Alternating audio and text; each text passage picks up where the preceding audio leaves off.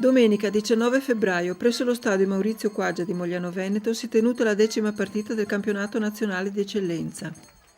Vittoria con il bonus mete e Rovigo che all'ultimo secondo decide di calciare per cercare di guadagnare almeno un punticino.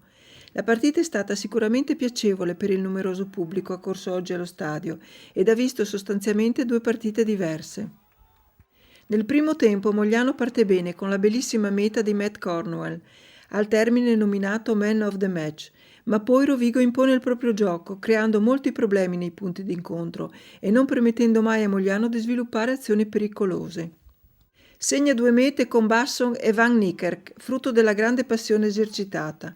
I calciatori discretamente fallosi non permettono al risultato di decollare e le squadre rimangono sempre a contatto con un netto predominio territoriale dei bersaglieri che sembrano effettivamente un'altra squadra rispetto alle ultime uscite. Nel secondo tempo la svolta. Mogliano riesce ad essere più concreto nella pulizia dei palloni e di conseguenza imprime velocità alle proprie azioni che diventano molto più pericolose e mandano in affanno gli avversari. Il 15 di Casellato prima rimonta il punteggio con la marcatura di Edoardo Candiago e poi effettua il sorpasso con la meta dell'omonimo Vittorio, tutte e due di pregevole fattura. Ad un quarto d'ora dalla fine la meta del bonus di Fadalti che porta Mogliano oltre il break e che sembra decidere definitivamente la gara.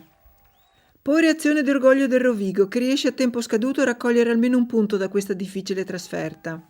Ho visto anch'io la squadra bene il primo tempo con tanta intensità, con tanto grinta, con tanta voglia di reagire e il secondo tempo è vero, ho visto anch'io una squadra iniziando a fare falli che di solito non facciamo. Penso che non posso dire niente per l'impegno di oggi, i ragazzi hanno dato tutto, credo che abbiamo preparato bene la partita questa settimana, se penso non riesco adesso in questo momento a pensare che potevamo fare di più.